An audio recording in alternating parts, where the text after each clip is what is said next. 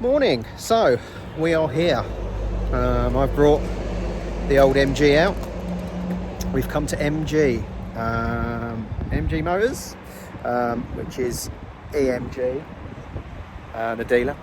Today is the launch, or the pre-launch, of the new MG Roadster. So let me take you inside and have a look. And there it is. The MG Cyberster. Fully electric. Single motor option and dual motor. Single motor will be about 50,000. Dual motor, four-wheel drive, will be about 60,000. You've got lovely 19-inch wheels, Brembo brakes, Pirelli tyres. I think this might be a talking point. The GullWing doors. They don't open outwards normally as well. They are just GullWing doors. Colour-wise, they have red, yellow, white, and this grey, and some others. But you can't have the red hood with like a yellow car. There's only a certain combination, because I don't want it to look silly, because a yellow car with a red hood might look a bit stupid. But there's the rear light design.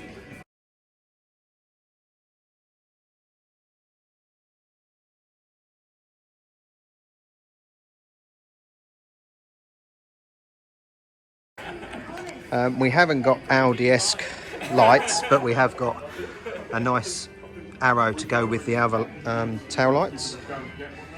And then you've got the CyberstAr there. What do they look like around the front? Obviously side repeaters on the mirrors, pretty much normal.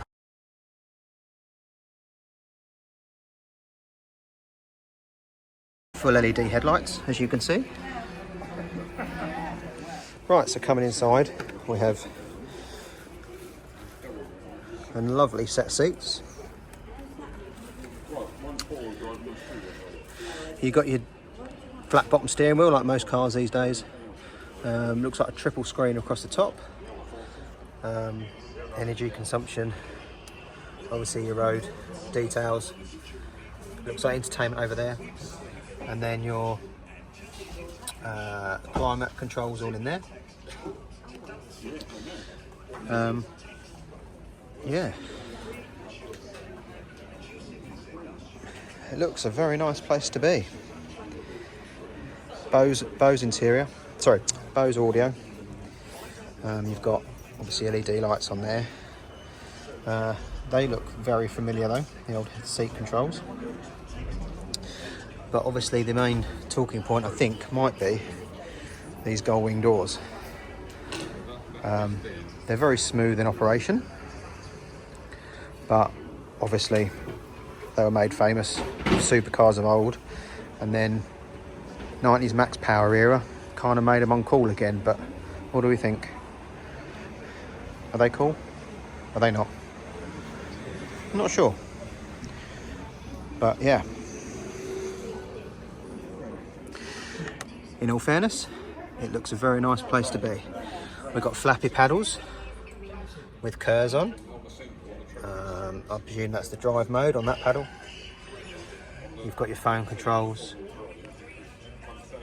Super Sport, I'm guessing that gives you a bit of a go. Your handbrake, electric handbrakes down there.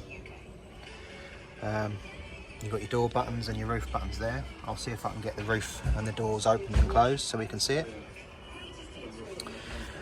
What we got at the back here? That looks like emergency door opening, I would imagine. Quite possibly. This is a strange feature. So you put your drink in and it locks down. So you press it and they come up. So I suppose you don't lose anything down it if you haven't got a drink. It's quite a good idea. This obviously lifts up as well. We've just got, what's in there? We've got USBs in there. So yeah. You've got a good cargo area there. It looks like a subwoofer and a curry hook as well. Perfect. So boot wise, quite a large boot. It's a big black hole, but it goes all the way back there. So obviously you've got your charging cables in there. It's a manual boot, it's not electric, so just do it by hand.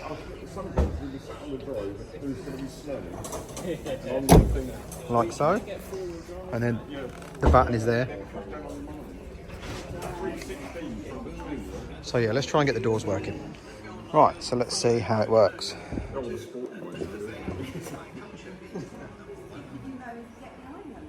There you go. It's very quiet and very silent. And then you've got your button there, and you press the button and then it shuts. So yeah, works well. And that's how it looks with the doors down. It does give me Z4 Supra vibes. But yeah, I think it's a really quite attractive car. I think they've done well compared to their recent offerings. It's obviously a big step away from their SUV family car type vibe. Yeah, I hope it'll do quite well. I really do. And even with the roof up, it's quite an attractive car. We've got thankfully, we've got a glass rear screen because obviously no one wants plastic ones anymore. But yeah, it's a good looking thing. I'm quite impressed. Right, so let's come outside for this because the lights are flickering like crazy. But there's a little introduction brochure here. They're doing it for the 100th anniversary, and it has got 100th anniversary logos on it. And why not really? After the MGF and the MGTF, it's about time they did it. So what does it say in here then? So 50-50, front and rear. So the perfect balance. Front double wishbone, and rear 5-link independent suspension. Ultra thin battery and low centre of gravity, so the battery is the size of a Coke can, probably what it was originally. And then there's two specs, there's the Trophy and the GT. The Trophy comes with 19-inch Lightning wheels, and the GT 20-inch Jetstream wheels, all on Pirelli P0 tyres. Dual gear electric power steering, you know, light, standard, sport, pretty much a standard thing these days. Brembo brakes, so they say they do 100 to 0 in 33 metres. 365 front, 356 rear. Multiple driving modes. So you've got comfort mode, sport mode, custom, track, trophy and track GT. All with various options. 0.269 drag efficiency. First designed in 2017 and obviously released now. The scissor doors I think are going to be a sticking point. I think I've said already, but obviously cool when the Lambo come out, but not so cool when people start putting them on courses. So yeah, you can do them from the key, you can do them from the button in the car, or you can do them on the actual door themselves. And there is also behind the seats an emergency release as well. Obviously electric roof, as you've seen it being used. LED lights. The rear arrow lights with the rear indicators, as I've already shown you. What else does it say? So the two touch screens either side are 7-inch, and then you've got a 10-inch display in the middle and a 7-inch display here for your HVAC, and then obviously your closing buttons, etc.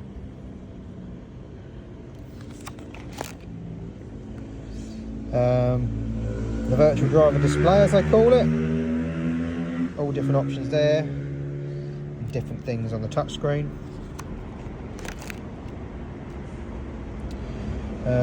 Various information there again, and then obviously your touchscreen for your HVAC, all different settings. Obviously the leather steering wheel with various buttons on there. Powertrain and range, so what does it say? 77 kilowatt battery with a usable capacity of 74.4, sorry. 250 kilowatts for the trophy and 375 for the GT, and then torque 475 and 725, so it's a massive difference. Range 316 for the trophy, 276 for the GT. Obviously that is not really the norm, probably. They're probably quite a bit less than that. 121 on the trophy, 125 in the GT, 0 to 65 in the trophy, 3.2 in the GT, and again, trophy is rear-wheel drive, GT is all-wheel drive, and they're 100 kilos difference. Charging, rapid charge DC, 144 kilowatts, 10 to 80% using 150 rapid charger, 38 minutes. And then you've got prices there. The salesman told me it's 50 and 60, but it's 55 and 60 by the looks of it. Pretty much got all the same bits. GT all-wheel drive, 77 kilowatt motor. What's the difference? Just the wheels by the looks of it. They have exactly the same specs. And there's the colour, look. New English white, Cosmic Silver, Camden Grey, which I believe that one is, Dynamic Red and Inca Yellow. And there's all the colour combinations there. Like I was saying, you can't get a red hood on a yellow, for example. Just various different options. So, dimensions. So it's 1.3 meters high, 4.5 meters long, with a 2.6 meter wheelbase. So there we go. That is the CyberstAr. What's the Q&A say? Is there a physical key to emergency access like other MG models? No. There isn't no front boot. It's not the first electric roadster, obviously, because there was a Tesla Roadster. Yeah. So yeah, that is that. Also, a massive thanks to Bridge for inviting me down to have a look. It's part of their members club, which I'm a member of. So obviously check that out if it's something you're interested in. It gets you to events like these and discounts on other things like factory tours and stuff like that. They recently went to the Lotus factory, for example, and the classic Lotus one. So definitely worth checking out.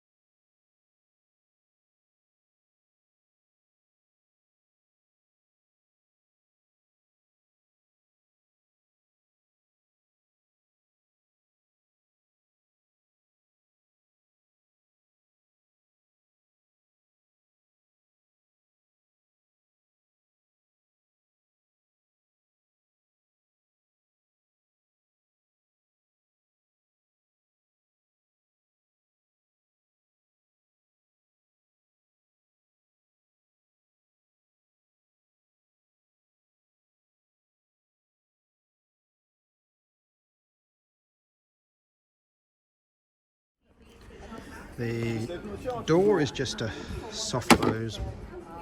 Well, not really soft close, but a push to open manual door, and obviously you've got your 2 chargers in there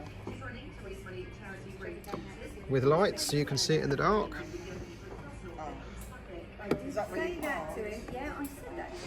So also in the dealer is an MG ZT V8.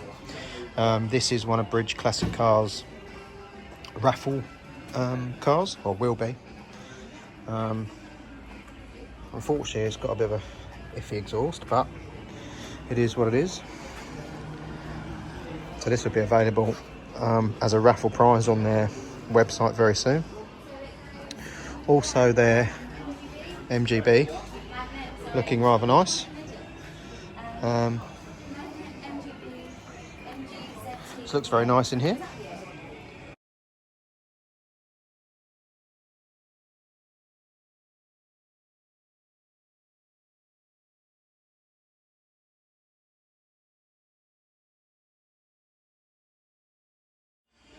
So this MG Magnet is also in the showroom, and it's currently on loan to Rob under the classic car loan scheme. Basically, he applied on the website. They went through all his credentials and they matched him up with a car and offered him this for a year. Within that year, he's got to do all the maintenance, he's got to insure it himself, and then once you're done after a year, you give it back. So that sounds like quite an interesting scheme. I think I have heard of it, but not really enough to go well into it. But yeah, so he said he's been loving this for a year. Got to give it back soon, but put it through an MOT, no problem at all. And yeah, he's well chuffed with it. So that sounds quite a good scheme.